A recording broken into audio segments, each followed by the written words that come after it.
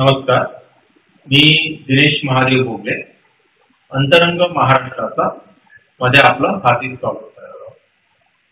आज आपण जो विषय नेमका घेणार आहोत, तुम्हाला माहिती असेल की मागे काही पॉडकास्टवरती मी गेलेलो, जसं अंकस म्हणून जो पॉडकास्ट आहे त्यावरती, आणि आम्ही भूतांचे विषय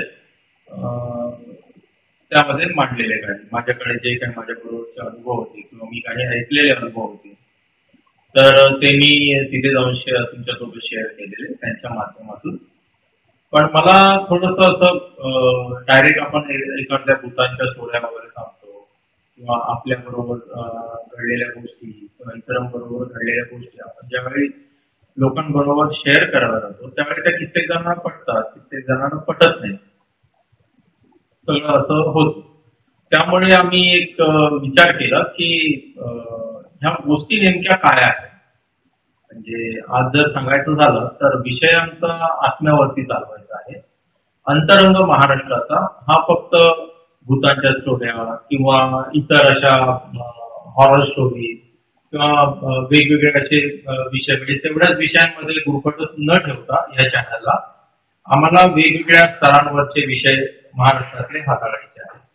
महाराष्ट्रातल्या मराठी माणसांना एक प्लॅटफॉर्म मिळवून द्यायचा आहे. त्यांच्या ज्या अडीअडचणी असतील त्या ह्या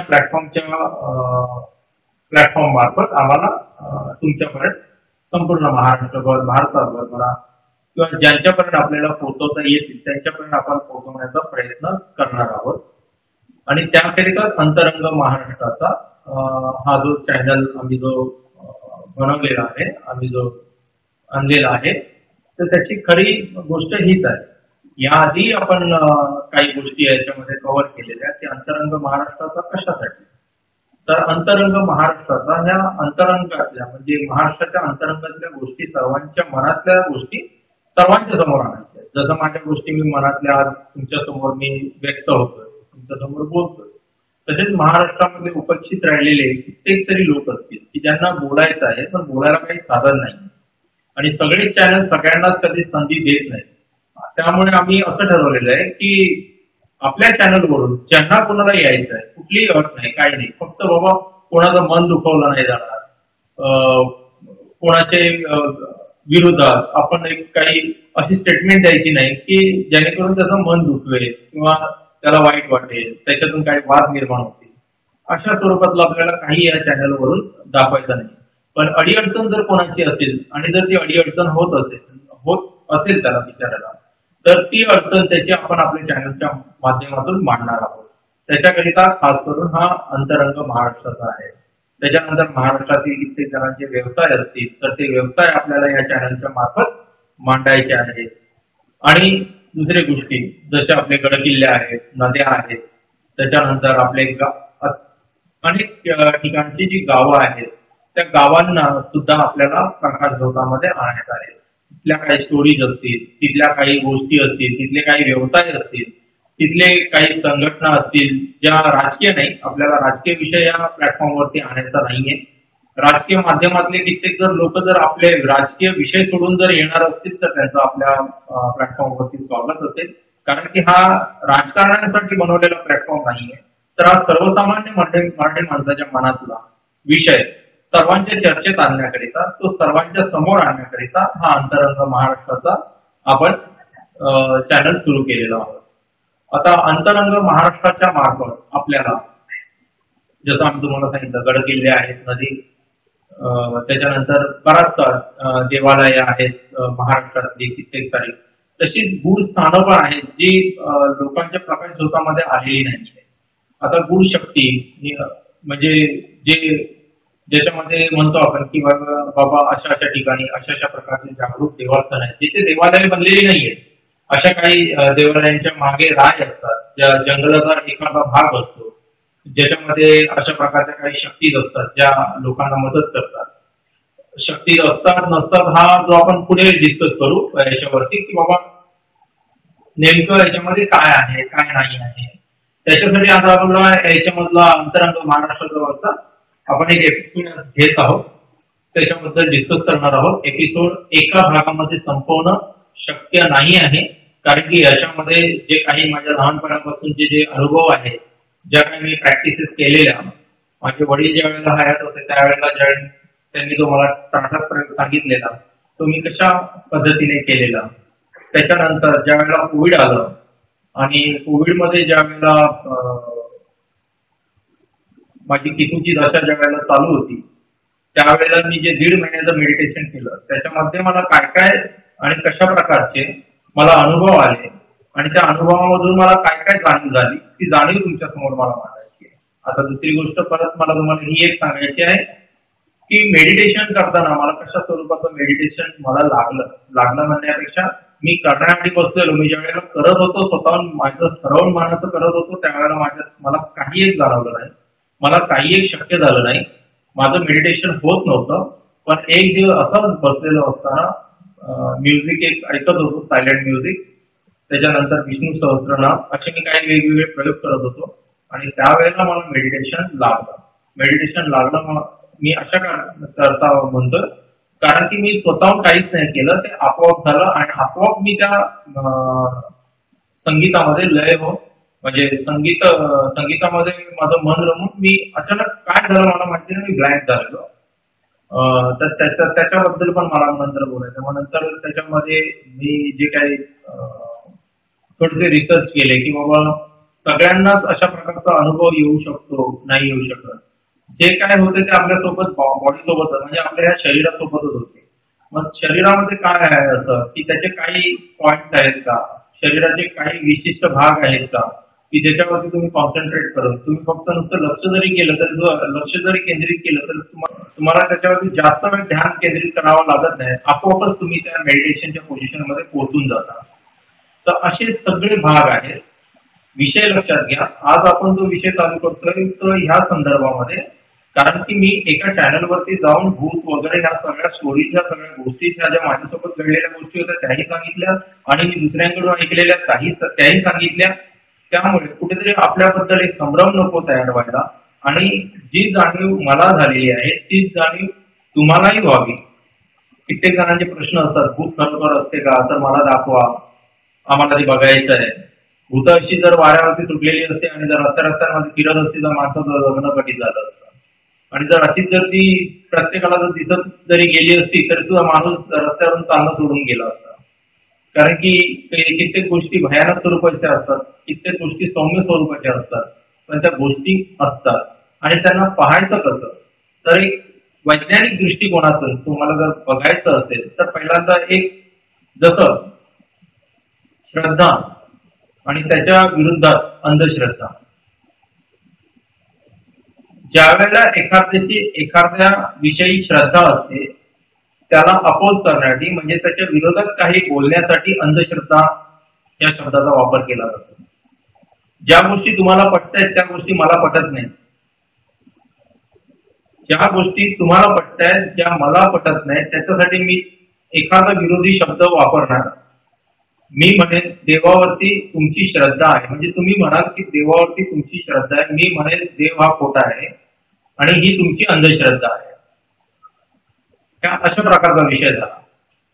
म्हणजे तुम्हाला मला याकरिता मी हा विषय आज घेऊन येत आहोत की आत्मा बरं तो दिसतो कसा, मला जो दिसतो तोच तुम्हाला दिसतो का, मला ज्या गोष्टींचं दर्शन घडते तेच तुम्हाला घडते का, तुम्ही जे पाहू शकता तुमच्या डोळ्याने, जे तुम्ही अनुभव घेऊ शकता ते मी अनुभव घेऊ शकतो का. त्या छोट्या छोट्या प्रश्नांची आपल्याला ना फक्त उत्तर घ्यायचे. मी तुम्हाला कुठल्याही गोष्टी सांगणार नाही की तुम्ही बघा ही गोष्ट अशी होते, ही गोष्ट अशी होते, मी असं सांगणार नाही. या गोष्टींचा अनुभव तुम्हाला स्वतःला घ्यावा लागणार आहे. कारण की मी माझे अनुभव तुम्हाला सांगू शकतो, माझे अनुभव मी तुम्हाला दाखवू नाही शकत. अनुभव प्रत्येकाचा घ्यावा लागतो. ते आपल्यामध्ये म्हण आहे, आपल्या मराठी भाषेमध्ये म्हणी फार आहेत. तर त्याच्यातली एक म्हण आहे ती स्वतः मेल्याशिवाय स्वर्ग दिसत नाही. म्हणजे याचा अर्थ हाच झाला की जो माझ्या मनामध्ये भाव येतो तो दुसऱ्याच्या मनामध्ये भाव येऊ शकत नाही. जे मला दर्शन होते ते दुसऱ्याला दर्शन होऊ शकत नाही. जे माझी नजर बघू शकते ती दुसऱ्याची नजर बघू शकत नाही. याचा अर्थ हाच झाला की तुमची नजर जे काही बघते ती माझी नजर बघू शकत नाही, किंवा जो तुमच्या मनामध्ये आलेला विचार आहे तो माझ्या मनामध्ये येऊ शकत नाही, कारण की प्रत्येकाचं सूक्ष्म हे वेगळं आहे. आता तुम्ही म्हणाल सूक्ष्म ही भानगडी आहे काय काय, तर नॉर्मली तुम्ही बरेचसे व्हिडिओज बघितले असते, काही पुस्तकं काढली असतात, तर तुम्हाला त्याच्यामध्ये कळलं असेल की बाबा भौतिक शरीर जे डोळ्यांना दिसते, भौतिक शरीर जे डोळ्यांना दिसते ते माझं आहे, तुमचं आहे. हे जिथे भौतिक जगतामध्ये असणारी प्रत्येक गोष्ट जी भौतिक नजरेला दिसते ते भौतिक शरीर झालं. आणि जे सूक्ष्म शरीर म्हणतात, मी त्याला थोडंसं वेगळं बोलतो की विरळ शरीर आहे, कारण विरळ शरीर दिसत नाही. सूक्ष्म शरीर इतकं सूक्ष्म असते की ते जाणवूही शकत नाही. मग मी त्याला नाव दिलं त्या सूक्ष्म शरीराला विरळ शरीर. विरळ ह्यासाठी कारण की ते अत्यंत विरळ आहे, विरळ स्वरूपामध्ये. हवा ही विरळ आहे, त्याच्यामुळे दिसत नाही पण ती तुम्हाला जाणवते. त्याचप्रमाणे सूक्ष्म शरीर हे मी मानतो विरळ आहे, जे कधी कधी प्रकट होऊ शकते. त्याच्यातली चेतना जर अतिशय जास्त प्रमाणामध्ये जागृत झाली, चेतना ही काय भानगड आहे तुम्ही आता ते म्हणा, आपण हळूहळू जाऊया, कारण की एकाच वेळेला एकाच सगळ्या गोष्टी ह्या आपल्याला कळणार नाही. बघा, मला जे तुम्हाला सांगायचं आहे की आपल्याला फक्त मी तुम्हाला एखादी गोष्ट सांगू शकतो, मी तुम्हाला दाखवू नाही शकत. कारण की जर बघायची असेल ना तर ती तुम्हाला स्वतःला बघावी लागेल. आणि त्याकरिता सुद्धा तुम्हाला थोडंसं म्हणतात ना की देवळामध्ये जाताना आपल्याला आंघोळ करून जावी लागते, चांगली वस्त्र घालावी लागतात, स्वच्छ चांगली म्हणतात स्वच्छ वस्त्र घालावी लागतात, शरीर शुद्ध करून आपण जातो.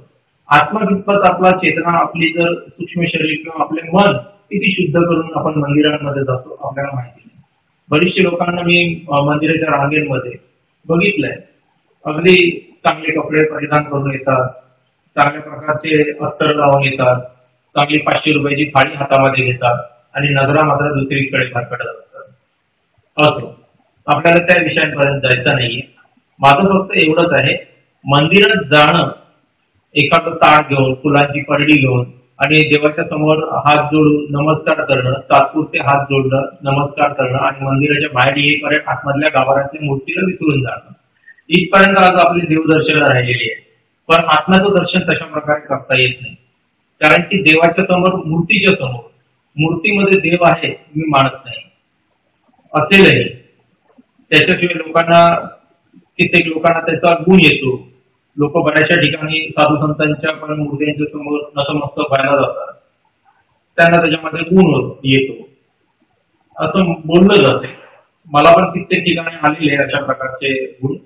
पण नंतर ज्यावेळेला मी मेडिटेशन ज्यावेळेला स्वतः केलं, जे ध्यान जे स्वतः केलं म्हणण्यापेक्षा जे मला लाभलं, त्याच्यानंतर मला काही गोष्टींना क्लिअर झाल्या आणि त्या गोष्टीच्या नंतर माझे थोडेसे विचार आहेत ना बदलले. आणि म्हणून मी थोडासा वेगळा विचार करायला लागलो.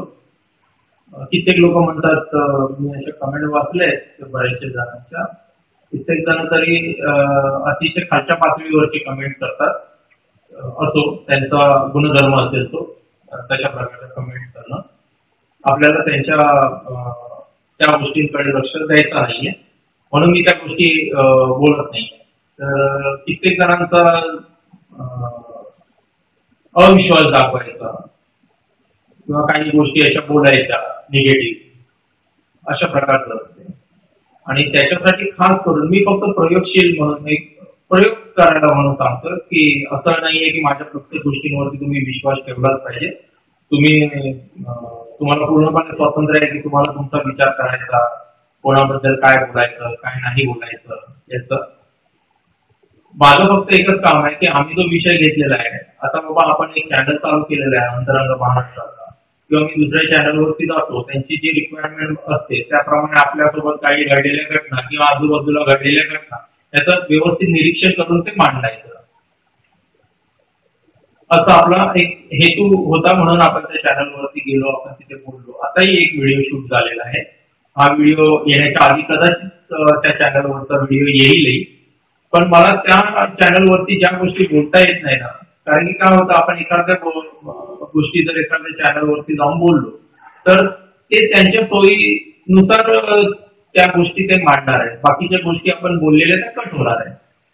आणि आम्ही जास्त करून काय ठेवलेलं आहे की बाबा आमचा विषय कोणी समजून घेऊ दे अगर नको घेऊ दे, ज्या गोष्टी आपल्याला बोलायच्या आहेत ना, ज्या गोष्टी आपल्या लोकांपर्यंत पोहोचवायच्या आहेत, तुम्ही एखादी वाईट कमेंट जरी टाकली तर मी असं समजेन की माझा एक मोठा भाऊ, माझे वडीलधारी मंडळी किंवा माझा एक छोटा भाऊ बहीण आज आपल्याविषयी काहीतरी वेगळी कमेंट टाकते, चुकीची कमेंट टाकते, असो एक ना एक दिवस आपल्या गोष्टी त्यांना कळतील की आपण काय बोलत होतो काय नाही बोलत होतो त्यासाठी.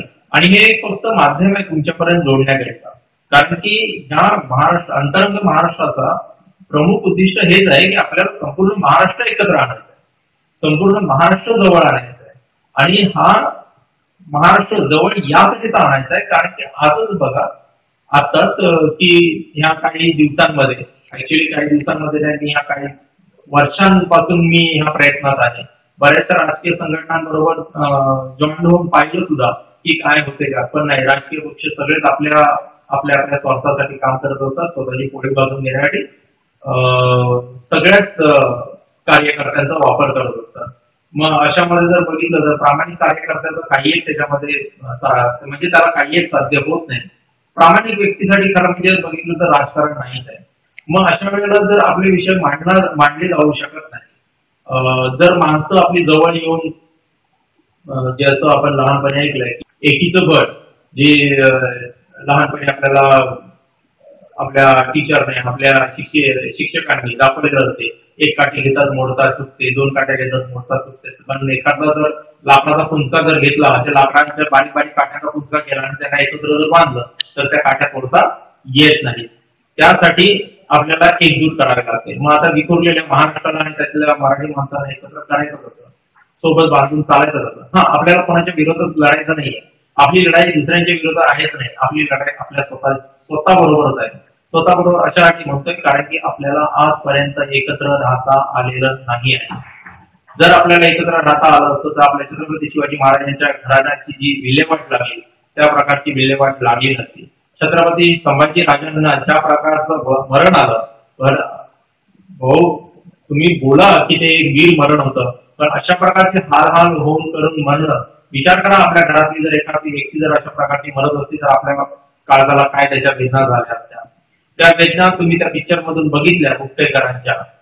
असो, धन्यवाद त्या उपटेकर साहेबांना की त्यांनी अशा प्रकारचा मूवी बनवला आणि आपल्या संपूर्ण महाराष्ट्र नव्हे तर आपल्या संपूर्ण देशामध्ये तो अतिशय चांगल्या प्रकारे पिक्चर चालला, तो चित्रपट चालला, जगामधून वाहवा मिळाली त्यांना. आणि आज काय झालं, आज परत ते छत्रपती संभाजी महाराजांचे जे हाल होते त्या संपूर्ण महाराष्ट्र विसरून गेला. कित्येकांनी पाहिले, कित्येकाने आपल्या महाराष्ट्रातल्या मराठी माणसांनी पाहिले सुद्धा नाही येत ते चित्रपट. मी कित्येकांना विचारलं तुम्ही तो चित्रपट पाहिलात का, तर ते बोलले नाही. म्हणजे आपलं तेवढं दुर्भाग्य असेल की आपल्यासाठी जो एखादा व्यक्ती हाल होऊन त्या औरंगजेबाच्या हातातून गेला. मी हे म्हणणार नाहीये की औरंगजेब वाईट होता, औरंगजेब काय करत होता, औरंगजेब धर्मांध होता. अरे औरंगजेब धर्मांध जर होता तर तुम्हाला कोणी रोखलं होतं? तुम्हाला कोणी रोखलं होतं? औरंगजेबाचे हात बांधायला तुम्हाला कोणी रोखलं होतं? कोणी रोखलं नव्हतं. तुम्ही रस्त्याच्या दुतर्फा उभे राहून, तुम्ही म्हणजे मी आज तुम्हाला नाही बोलत, मी आज माझ्या सुद्धा पूर्वजांना मी दोष देतो की आपले पूर्वज संबंध त्या दोन बाजूच्या काठांवरती उभे राहून जिथे भिंड काढलेली होती संभाजी राजांची, ती भिंड अगदी उघड्या डोळ्याने फक्त पाहत होते. एकाने पण धाडस केलं नाही की संभाजी राजांना सोडवण्याकरिता. जर एकाने धाडस केलं असतं तर त्याच्याबरोबर एक एक एक एक करत असंख्य, कारण की ही भिंड दुसऱ्या कुठल्या राज्यामध्ये नव्हती, दुसऱ्या कुठल्या प्रांतामध्ये नव्हती, आपल्या छत्रपतींच्या स्वराज्यामध्ये होती. म्हणजे आजच्या महाराष्ट्रामध्ये ही भिंड निघालेली होती. आणि महाराष्ट्रामध्ये मी मानतच नाही की मुसलमानांची संख्या किंवा औरंगजेबाची सेनेची संख्या महाराष्ट्रातल्या लोकांपेक्षा जास्त होती. एकदा विचार करा, आपण आजही एकत्र आहोत का? आपण एक दुसऱ्यांना सपोर्ट करतो का? आज आपण जर एखादा, जर मी आता ज्या क्षेत्रामध्ये आहे, मी आज सोसायट्यांमध्ये जर कोटेशन वगैरे टाकतो तर त्याच्या अगेन्स्ट इतर जणांची बाहेर जाणे आणि आपण इकडे ओरडतो परप्रांतीय परप्रांतीय परप्रांतीय. अरे आपलीच माणसं आपल्याच माणसाला कामं द्यायला बघत नाही, कशाला विनाकारण ओरडायचं परप्रांतीय परप्रांतीय. असो, तो विषय झाला वेगळा. नाही तर तुम्ही म्हणाल की मी माझ्या कामांसाठी इथे बोलतो, काही गरज नाही. जी कामं भेटतात त्याच्यामध्ये मी आनंदी आहे, ज्या गोष्टी पण करतो त्याच्यामध्ये मी सुखी आहे. आणि मला असं काही गरज नाही की बाबा मी भीक मागून एखाद्याच्याकडून कामं मागून घेईन. पण अशा गोष्टींपेक्षा तुम्ही स्वतःहून समजा की आपण स्वतः जर मराठी आहोत, आपण एखाद्या हॉटेलमध्ये मराठी माणसं, मी त्या दिवशी एकाला प्रश्न विचारला, म्हणजे तो माझ्यावरती असा चालू झाला, तुम्ही मीरा रोडच्या मोर्चामध्ये तुम्ही गेलाच नाही, तुम्ही मराठी नाही का? स्वतः माझ्या समोरच उभा आहे, स्वतः काही गेला नाही, मला विचारता येऊन की तुम्ही मीरा रोडच्या याच्यामध्ये गेलाच नाही का? मी म्हटलं काय होणार आहे जाऊन, काय होणार आहे जाऊन? आज इतकी वर्ष राजकारण चाललेलं आहे संपूर्ण, त्या राजकारणामध्ये किती मराठी माणसाने त्यांना सपोर्ट केला. अच्छा, ह्याच्या अगोदर त्यांच्या काकांना म्हणा सपोर्ट वगैरे केला, सगळं काय केलं, काय झालं? किती मराठी माणसं, मी ज्या विक्रोळीच्या भागामध्ये टागोरनगरला राहत होतो, प्रकाश दादा शाखा प्रमुख होते टागोरनगरचे, विक्रोळी टागोरनगरला शाखा होती स्टेशनच्या जवळ, तिथले शाखा प्रमुख होते. आणि त्यांचं जे मरण शेवटला जे मी बघितलेलं आहे, म्हणजे त्या काळचे शाखा प्रमुख हाल होऊन गेलेले आहेत. लोकांचा सपोर्ट, लोकांचं सगळं काय, लोक त्या माहिताला येऊन काय मिळवतं जर एखाद्याच्या परिवाराची अशा प्रकारे जर वाट लागलेली असते. त्याच्यामुळे कार्यकर्त्याचं मरण, त्या शाखा प्रमुखांचं मरण अगदी मी जवळून बघितलेलं आहे. आणि असं म्हणाल तर ज्या ह्याच्यामध्ये आम्ही बिल्डिंग नंबर 6, टागोरनगर बिल्डिंग नंबर 6, आजही कोण जर विक्रोळीतलं असेल तर जुनी माणसं तर ती सांगतील की बाबा त्यावेळेला ह्या बिल्डिंगचा अतिशय दबदबा होता. आणि विक्रोळीमध्ये, संपूर्ण विक्रोळीमध्ये कित्येक जण म्हणतात ना की व्हिडिओमध्ये जातो आणि जास्त ओव्हर कॉन्फिडन्स मध्ये बोलतो. अरे म्हणून मी ओव्हर कॉन्फिडन्स मध्ये बोलत नाही. ज्या गोष्टी मी बघितलेल्या आहेत ना, ज्या गोष्टी मी कित्येक ठिकाणी सहन केलेल्या आहेत ना, त्या गोष्टी कदाचित देवाच्या कृपेने तुम्हाला सहन कराव्या लागल्या नाही, तुमच्यापर्यंत त्याची झळ पोचलेली नाहीये. मी ज्या गोष्टींना पार करत करत आज हा जो प्रवास केलेला आहे ना, त्याच्यामुळे मला बोलता येते, माझ्या मनातली ना भीती निघून गेलेली आहे. त्याच्यामुळे मी सरळ सरळ बोलतो. मला इकडचं तिकडचं तिकडचं इकडचं अशा प्रकारे काय ठेवता येत नाही मनामध्ये. मी फक्त सरळ बोलतो. आणि मी जे बोलतो ना ते सुद्धा मी तुम्हाला दुसरं कोणी समजून बोलत नाही.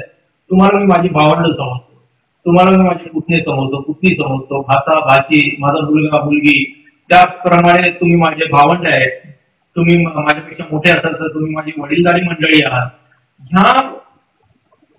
ह्याने मी माझ्या म्हणजे मनातल्या कुठेतरी एका ह्याच्यामध्ये माझा महाराष्ट्र आणि माझी मराठी माणसं ह्या उत्कंठतेने मी तुमच्यासोबत बोलतो, म्हणजे त्या ओढीने तुमच्यासोबत बोलतो. म्हणून मी ओव्हर कॉन्फिडंट नाहीये. मला काही गरज नाहीये की ह्या प्रकारचे अशा प्रकारचे विषय येऊन तुमच्यापर्यंत मांडायचं, तुमच्या समोर यायचं. मला फक्त एवढंच वाटतं की बाबा माझे जे 4 विषय आहेत ना, माझ्या मनातल्या ज्या 4 गोष्टी आहेत ना, बघा जन्म घेतलाय तर माणसाने ना त्याचा काहीतरी तो जन्म स्वार्थी गेला हवा, म्हणजे तो कुठेतरी समाजाच्या कामाला यायला पाहिजे. मी समाज म्हणजे जात समाज वगैरे ते गोष्ट नाही बोलत आहे, आपली माणसं. मी पहिली तर गोष्ट जात मारत नाही, जात का नाही मारत, सॉरी तुम्हाला मी एक गोष्ट आठवण करून देतो. मी तो विषय चालू होता आत्माचा, पण आता हा जो विषय चाललाय तो विषयाबरोबर चाललेला आहे, त्याच्यामुळे थोडंसं प्लीज जरा समजून घ्या. पहिली गोष्ट मी जात मारत नाही. जात का नाही, जात ही फक्त समाज चालवण्यासाठी व्यवस्था बनवलेली आहे की बाबा झाडू कोण मारणार, हे अमुक्त काम कोण करणार, ते काम कोण करणार. तर प्रत्येक वेळेला श्रीमंतांनी जी खालच्या मंडळींना वाटून दिलेली जी कामं आहेत ना, त्याला जातीचं नाव दिलेलं आहे, बस. बाकी त्याच्या पलीकडे काही नाही. आज तो काळ गेलेला आहे. आज बाबा अमुक माणसाने झाडू मारावी, अमुक माणसाने ते गटर साफ करावं, अमुक माणसाने ते काम करावं आणि श्रीमंताने मात्र वरती बसून खावं. हा काळ आता गेला, या गोष्टी गेल्या, हे सगळं जुनं झालं. त्याच्यामुळे ते जातीचं गोठवणं आहे ना, ते बांधा अगदी करतात तू. आणि त्या गट नदीमध्ये आमच्या कोकणातली म्हणा, म्हणजे आपल्या जवळजवळच्या ज्या काही नद्या असतील ना त्याच्यामध्ये ते गाठोडं फेकून द्यायचं आणि जातीपातीच्या बाहेर या. जी मुलं बिचारी शिकतायत ना, त्या जातीपातीच्या तुमच्या राजकारणामुळे त्या लोकांच्या शिक्षणाचं मातेरं झालंय.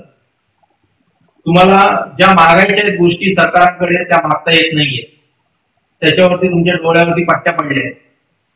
बाबा ह्याचा मुलगा ICSE शाळेमध्ये शिकतो, त्याचा मुलगा CBSE शाळेमध्ये शिकतो, अमुक कॉन्व्हेंट शाळेमध्ये शिकतात.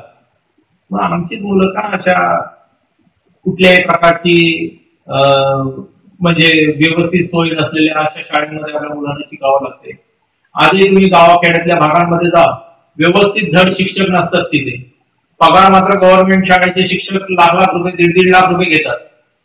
हे जे कॉन्व्हेंट शाळा असतात, ज्या प्रायव्हेट शाळा आहेत, त्याच्या शिक्षकांना हार्डली मला वाटतं 25-30 हजार रुपयाचा पगार असला तर असेल, नाही तर मला वाटतं तोही नसतो. आणि अशा शाळांमध्ये मात्र ते शिक्षक जीव तोडून शिकवतात, त्यांना चांगलं शिक्षण मिळते, त्यांना चांगले क्लासेस मिळतात. म्हणजे श्रीमंतांच्या मुलांना चांगली चांगली शिक्षण मिळावी आणि गरिबाच्या मुलाला तर शिक्षणाचा अधिकार पण नसावा. आणि म्हणतात की देशामध्ये येतं काय म्हणतात ते, म्हणजे सगळ्यांना शिक्षणाचा समान अधिकार आहे. आणि कुठला समान अधिकार आहे? इथे माणसाला जगण्याचा समान अधिकार नाही. एका सामान्य माणसाचं जर काय जर अचानक एवढं किटपट जर काय जर झालेलं असेल, मध्ये जर रस्त्यात कुठलं भांडण झालेलं असेल, तर त्याला महिनाभर जेल प्रवास करावा लागतो. अशा छोट्या छोट्या गोष्टी आहेत. आणि इथे नेते लोक अगदी मस्तपैकी कोणाला तरी खून बिन करून सुद्धा अगदी मोकाट सुटतात, मतं मागतात, इलेक्शन लढवतात, इलेक्शनामध्ये तुमच्या डोक्यावरती बसतात, तुमच्या डोक्यावरचं म्हणजे अगदी मेलेल्याच्या पण टाळवरचं लोणी टाकून खातात. त्याच्याशी आपल्याला काही एक कळलेलं नाही. म्हणून माझं एवढंच आहे, धर्म जात ह्या भांडणांपेक्षा ना थोडीशी बाजूला सरका आणि बाबांनो तुमच्या मूलभूत गरजा तुम्हाला मिळतायत का, तुमच्या पूर्ण होतायत का? अगदी मी हक्काने सांगतो माझ्या मुस्लिम समाजातल्या बांधवांना सुद्धा, हे जे तुमच्या धर्माचं जे वेळ जे तुमच्या डोक्यामध्ये घुसलेलं आहे ना, थोडस मुलांना बाजूला घ्या. मुलांना चांगले शिकवा, मुलांना डॉक्टर करा, इंजिनियर करा. मुस्लिम बांधवांना तुम्हाला खास करून सांगतोय, बाकीचे सगळे पुढे निघून गेले, आपण मात्र त्या गरिबीच्या लाटेमध्ये थडपडत राहिलेलो आहे. ह्याच्यातून थोडेसे बाहेर या. ह्याच्यामध्ये पण मी तुम्हाला सांगतो, प्रांत परप्रांत हा भाग वेगळा ठेवा. आज आपण बघतोय, कारण की आज आपण महाराष्ट्र आणि मराठी माणूस याच्यासाठी का आपण झटतोय, तर तुम्ही कधीतरी म्हणण्यापेक्षा तुम्ही या महाराष्ट्राच्या बॉर्डर मधले आहात. जे महाराष्ट्रीयन्स आहेत, जे महाराष्ट्रातल्या मातीतले आहेत, त्यांचा या मातीतल्या प्रत्येक गोष्टीवरती अधिकार आहे.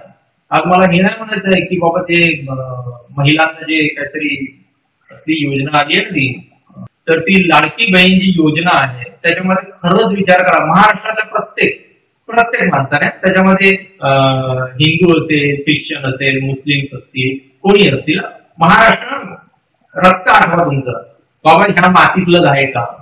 माझी मागची 100 पिढ्या, माझ्या मागच्या इथल्या हजारो पिढ्या ह्या माझ्या महाराष्ट्रात जिथे स्थानिक, जसं आता मी म्हणेन, तुम्ही आता म्हणाला हा कुठला विषय सांगतोय, म्हणजे हा कुठला विषय नेमका मांडतोय, मला फक्त दाखवून द्यायचंय. माझा काय त्यांच्याबरोबर संबंध नाही किंवा काय नाही. आमच्या कोकणातलं एक नाव आहे, जगविख्यात आहे, आज पूर्ण जगामध्ये त्यांची ओळख आहे, विख्यात म्हणजे सुविख्यात नाही, माफ करा मला, पण मला विषय दाखवून देण्यासाठी मी तुम्हाला सांगतो की मराठी कोण. तर आज अगदी पाकिस्तानामध्ये स्थायिक झालेले इथले राजकीय संबंध चांगल्या प्रकारचे असणारे, इतर व्यवस्थांमध्ये अगदी सरकारी व्यवस्थांमध्ये आपलं प्रस्थान अगदी मजबूत मांडून असलेले आपल्या भारतामधले, आपल्या महाराष्ट्राचे पुत्र लावणार नाही मी मागे, कारण की त्याच्या पुढे क्वेश्चन मार्क आहे म्हणून. त्यांची ख्याती आहे भरपूर मोठी, जे आपले दाऊद इब्राहिम कासकर. आता हे आपल्या कोकणातले हरकुळ या प्रांतातले गावातले हे व्यक्ती आहे, जे तुम्ही तर सगळं अखंड जग ओळखते. आज ते स्वतःला मुसलमान किंवा अमुक धर्मांध, बॉम्बस्फोट वगैरे अशा बऱ्याचशा गोष्टी त्यांच्याबरोबर झाल्या. पण दाऊद इब्राहिम कासकर, आता कासकर हे आडनाव कुठे आहे का दुसरीकडे कुठे काय? हे साधं सोपं अगदी सगळ्यांना कळण्यासारखं नाव आहे, कासकर. मराठी नाव, महाराष्ट्रातलं नाव आणि हे कोकणातलं नाव. खोटं असेल तर लोकांनी सांगा कमेंट करत की हे खोटं आहे बाबा. पण हा एक मराठी माणूस, धर्म वेगळा. मराठी माणसाला धर्म येत नाही. मराठी माणूस कितीतरी धर्मांमध्ये विखुरलेला आहे. अगदी तुमच्या बलुचिस्तानापासून त्याला मराठा बोलतात. आता मराठ्याची व्याख्या वेगळी आहे. आता मराठ्यामध्ये जर सांगायचं जर झालं तर आता मराठ्याला जातीमध्ये असतंय, पण मराठा जातीमध्ये येत नाही. त्याचा जर मराठा अपभ्रंश आलेला शब्द आहे, त्याचं नाव आहे मरहट्टा. त्याचं नाव मरहट्टा आहे. आता मरहट्टा म्हणजे काय? मरणार पण हटणार नाही असा. इतकं सोपं वाक्य आहे. मरहट्ट्याची फोड इतकी सोपी आहे, पण त्याला असा काही जातीमध्ये गुरफडून टाकला. आता तो मराठा कुणबी, मराठा क्षत्रिय, मराठा अमू, मराठा तमू काही नाहीये. त्या एवढ्या सगळ्या लाईन आहेत ना, काही नाहीये.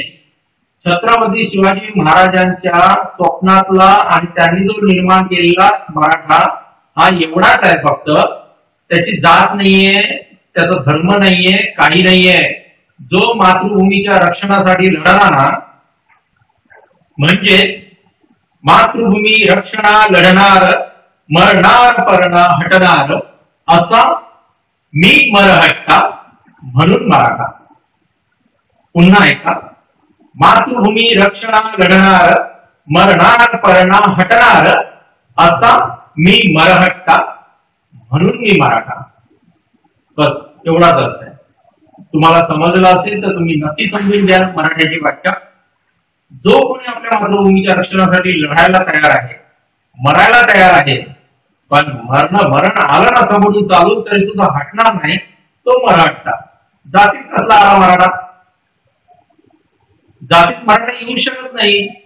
मराठी तेच झाले जे छत्रपती शिवाजी महाराजांच्या मागून युद्ध लढायला आणि त्याच्या छत्रपती शिवाजी महाराज, संभाजी महाराज गेल्याच्या नंतर सुद्धा शेकडोनी वर्ष जे लढत राहिले ना, जे लढत राहिले आपल्या मातीसाठी, आपण जो स्वीकारला धर्म त्याच्यासाठी. ते अजून बरेचसे विषय आहेत, पण मी ते विषय आता याच्यामध्ये घेत नाही. विषय आपला मेन विषय जो आहे, मूळ विषय जो आहे, तो अगदी लांब लांब लांब लांब लांब जातोय. म्हणून आपण थोडस, कधी तुम्ही सांगितलं ना की बाबांनो आम्हाला मराठ्यांविषयी अजून जाणून घ्यायचं आहे, तर मी नक्की सांगेन. आपण ते घेऊही विषय पुढे पुढे. पण आज जो आपण मेन विषय जो घेतलेला आहे, तुम्हाला कळलं का की आपण एखाद्या गोष्टीला जे आपण डिटेलमध्ये घेत चाललो आहेत ना, की बाबा आपण ते कशासाठी, आणि आपला पहिला पडाव जो आहे ना, तो आपल्या माणसांना जवळ आहे. आणि माणूस जवळ कधी येऊ शकतो माहितीये का? ज्या वेळेला तो स्वतःला ओळखू शकतो. मी जर आज स्वतःला ओळखलं ना, स्वतःला ओळखतोय, समजा मी कोण आहे, मला काय करायचं, तर मी पहिल्यांदा मी विचार केला की प्रश्न मला केला मी स्वतःला की मी कोण आहे. तर मी कोण आहे? तर मी एक माणूस आहे. मनुष्य जन्म घेतला ना, म्हणून माणूस. आपण याला एक नाव दिलं. जेवढे शब्द वाढतात ना, जेवढी शब्द वाढतात, भाषा वाढतात, तेव्हा गोंधळ तयार. आपल्याला तो पुढे नंतर तो पुढे डिटेलमध्ये विषय घ्यायचा आहे. आपल्याला तो गोंधळ पण थोडासा कमी करायचा. पण आपल्याला हे त्याच्या आधी म्हणजे मला नको आता परत भरकवण्याचा विषय, आपण मूळ मुद्द्याकडे येऊ. आपण सरळ हे बघू की बाबा मी कोण आहे, तर मी एक माणूस आहे. आणि माणसाचा धर्म काय आहे की माझ्यासारखा समोर माणूस आहे, त्याचं दुःख जाणून घ्यायचं. मदत नाही ना करू शकलो, त्याचं दुःख आपण दुसऱ्याला सांगायचं. मी जर त्या व्यक्तीला जर डायरेक्ट मदत करू शकत नसेल, तर किमान दुसरा व्यक्ती ज्याची कॅपॅसिटी आहे त्या व्यक्तीला मदत करण्याची, तो त्याला मदत करेल. बस एवढंच आपल्याला करायचं आहे. मग त्याच्यासाठी आपल्याला जे करावं लागेल ती गोष्ट आपल्याला करावी लागेल त्याकरिता. तर त्याकरिता आपण हा सगळा उपक्रम चालवलेला आहे. आणि त्याच्यामध्ये मेन गोष्ट आपण स्वतःला ओळखू कधी शकतो. आता माझं नाव दिनेश महादेव भोगले, ही माझी ओळख त्या भौतिक शरीराची. मला कार्य काय करायचं आहे, माझं कुठलं कार्य अधुरं राहिलेलं होतं, जे पूर्ण करण्यासाठी माझा जन्म झाला. ही पण एक गोष्ट महत्वाची आहे. तुमचं जन्म आणि मृत्यू या गोष्टींवरती पहिला तर विश्वास पाहिजे. जर विश्वास नसेल तर मी हे जे काही सांगतोय ना व्यर्थ आहे. कारण की कित्येक जण असं म्हणतात की बाबा सायन्स मध्ये अजूनपर्यंत प्रूफ नाही झालंय की जन्ममृत्यू असतो, अजूनपर्यंत मानत नाही. सायन्स काय माहितीये का, आपल्यातल्या काही व्यक्तींनी काही कोडिंग केल्या, म्हणजे गणित आणि जैवशास्त्र आणि रासायनिक शास्त्र यांच्या एकत्र संगनमताने जे पृथ्वीवरती चाललेल्या घटना आहेत त्याचं स्पष्टीकरण देण्याचा एक केविलवाला प्रयोग, त्याला आपण सायन्सचे नाव दिलेलं आहे. अजून कितीतरी अशा गोष्टी आहेत ज्या सायन्सच्या अंडर येत नाहीत. अजून सायन्स त्याच्यावरती शोधच लावते.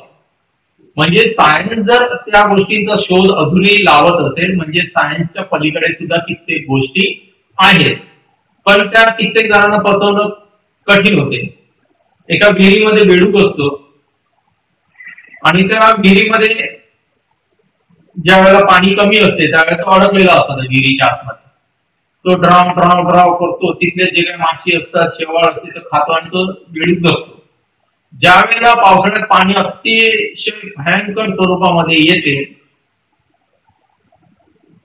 त्यावेळेला ते विहीर काठापर्यंत भरतात, त्या काठावरून मग नंतर पाणी बाहेर येते, त्याच्याबरोबर ते बेडूक ज्यावेळेला बाहेर येतात आणि ज्यावेळेला बाहेरचं जग बघतात त्यावेळेला ते बघतात आजूबाजूला, म्हणतात अरे मला तर कालपर्यंत एवढंच जग दिसत होतं, आजूबाजूला दगड, त्याच्यात ते पाणी, त्याच्यात ते मासे, आतमध्ये शेवाळ, एवढंच फक्त मी जग बघितलेलं, हेच जग आहे.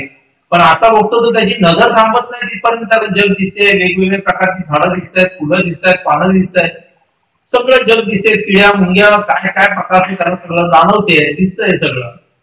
म्हणजे याचा अर्थ काय हा आहे माहितीये का, आपण ज्या वेळेला सायन्सची चौकट मोडून ज्या वेळेला बाहेर बघायला सुरुवात करतो ना त्यावेळेला आपल्याला कुठेतरी जाणीव होते की ह्या जगात असं बरंच काही आहे जे आपण उघड्या डोळ्यांनी पाहू शकत नाही. अजूनही कित्येक अशा गोष्टी असतील.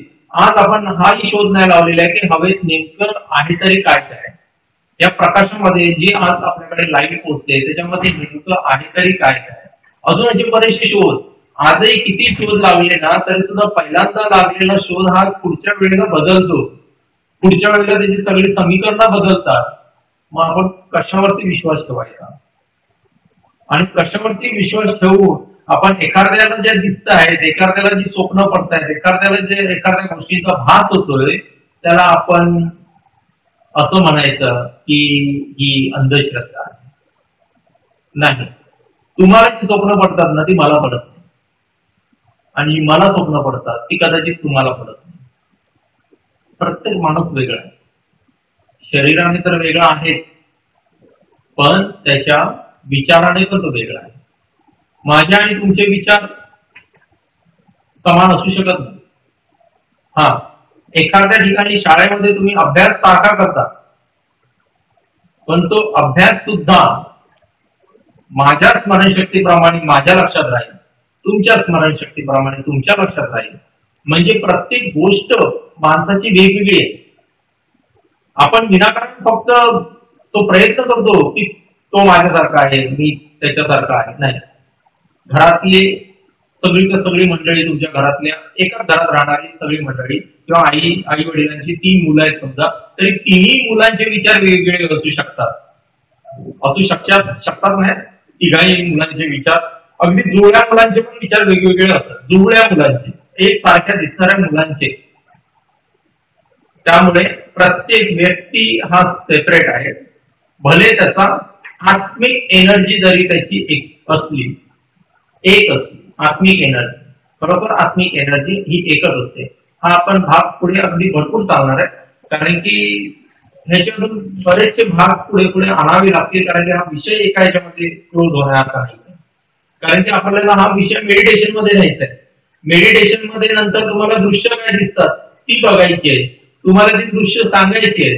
पण जोपर्यंत तुम्ही त्या प्रकारच्या मेडिटेशन मध्ये पोहोचत नाहीत ना, लोक आजकाल काय माहितीये बऱ्याचशा ठिकाणी जातात मेडिटेशन. आता तुम्हाला कितपत वेळ मिळतो नाही मिळतो मला माहिती नाही, कितीचा वेळ मिळतो तुम्हाला, पण हे आहे की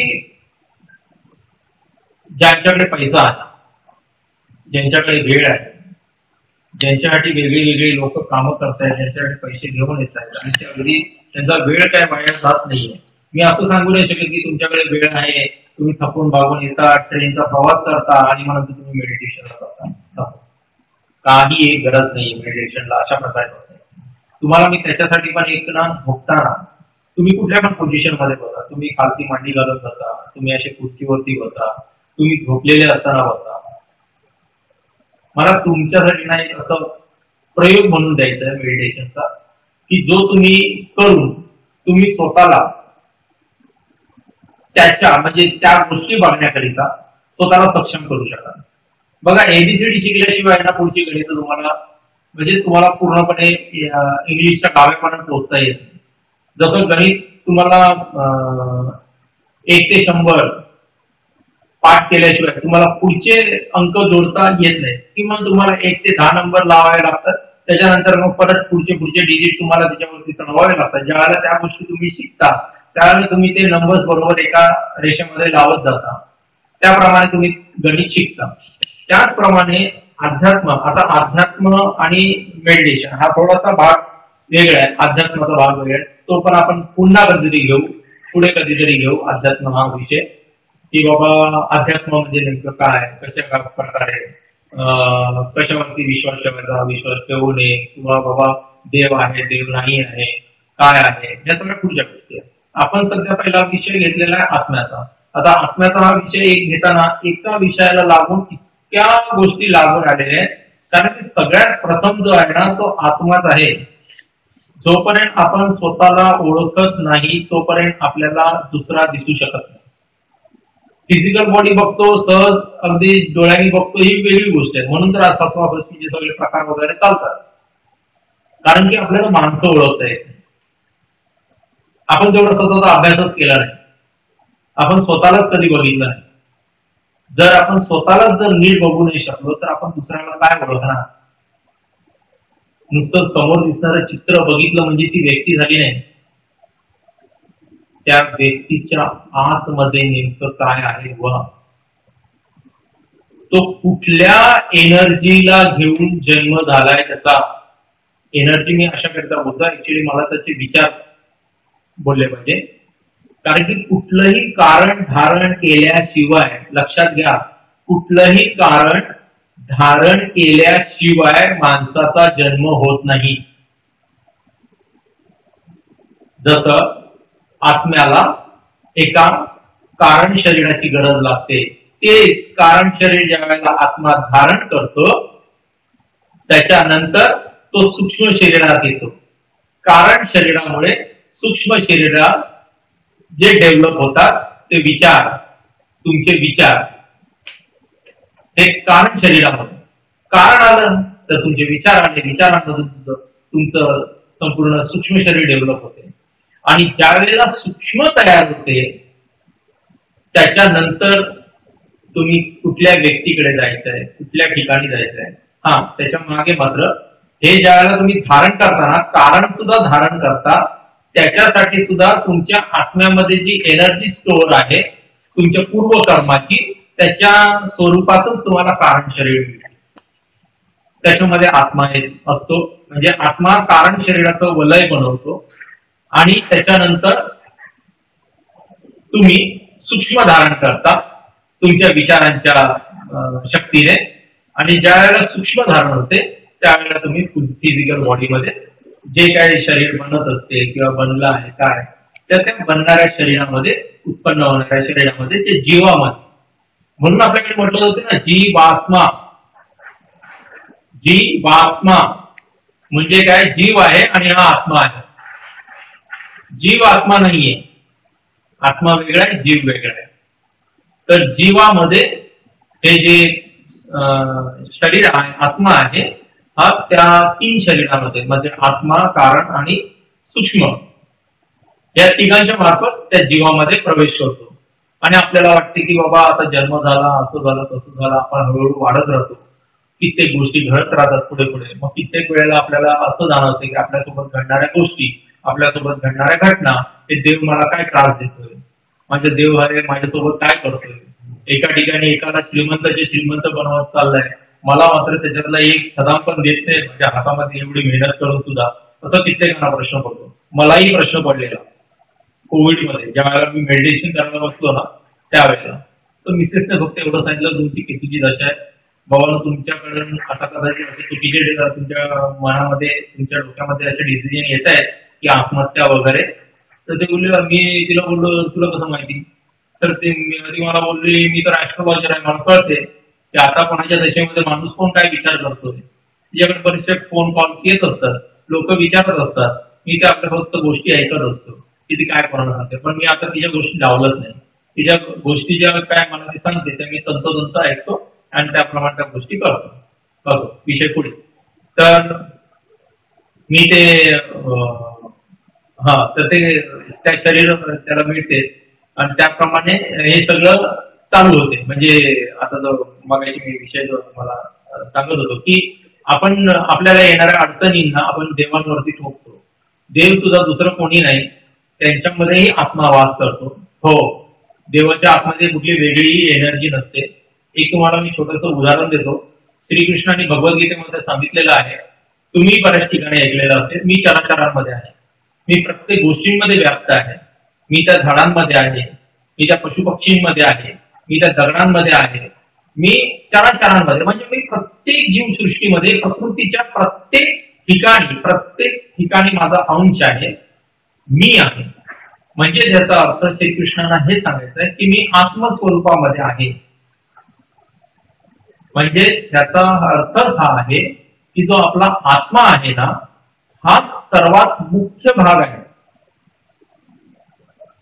आत्माच तुम्ही मानलात तर परमेश्वर आहे. हा, तुम्ही मानलात तर. आज आपण कितीतरी देव बघतो, हनुमान बघतो, शंकर महाराज बघतो, म्हणजे शंकर, शिव, पार्वती, गणपती, इतरही बरेचसे देव, कृष्ण भगवान किंवा श्रीराम. ते काय आहे?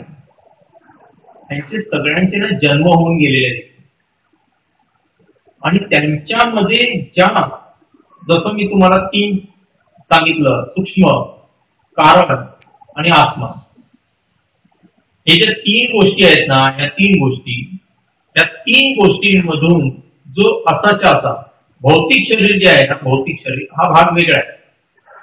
ही माती आली गेली, आली गेली, आली गेली. किती वेळा त्या मातीला तुम्ही आकार द्या, पुतळे बनवा, मोडून टाका, पण त्याच्या आतमध्ये जे कोण येते ना, हे 3 स्वरूपामधलं, सामान्य माणसाचं काय होतं माहिती आहे, त्याला का लक्षात राहत नाही, कित्येक वेळेला ना त्याचं सूक्ष्म नष्ट होऊन जाते. त्याच्यातल्या ज्या मेमरीज असतात ना, त्या सगळ्या डिलीट होतात. हार्ड डिस्क मध्ये आत्मा, जिथे सगळ्यात मोठी हार्ड डिस्क आहे, जिथे सगळ्या जन्मांचा डेटा सेव्ह केलेला आहे, तिथपर्यंत हे सूक्ष्म आहे ना, हे पोहोचतच नाही कधी इथपर्यंत. पहिलं तर तुमचं माइंड सूक्ष्मापर्यंत तरी पोहोचलं पाहिजे. सूक्ष्मामधून तुम्ही कारणमध्ये पोहोचले पाहिजे, कारणमधून तुम्ही या आत्म्यामध्ये पोहोचले पाहिजे.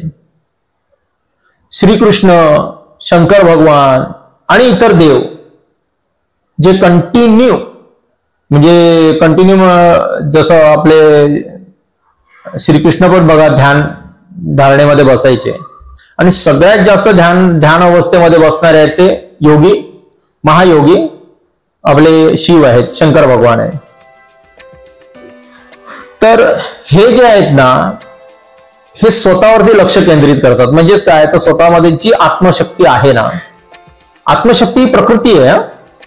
काही वेगळं शोधायला जाऊ नका, कुठे काय असं जादूटोणा, भूत बीत ते अशा प्रकारचं काही नाही. जी एखाद्या ग्रहाच्या आतमध्ये आहे तशी पृथ्वी आहे. त्या पृथ्वीमध्ये सुद्धा आत्मशक्ती आहे.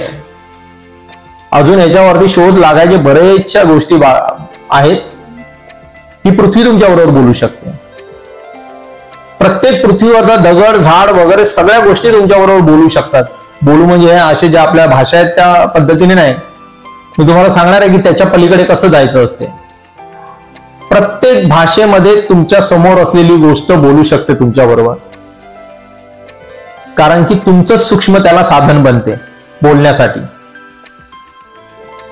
त्याला गरज नाही की त्याला तोंड असण्याची, पण ही एक क्रिया आहे, ही एक ती स्टेज आहे तुमच्या मेडिटेशन मधली.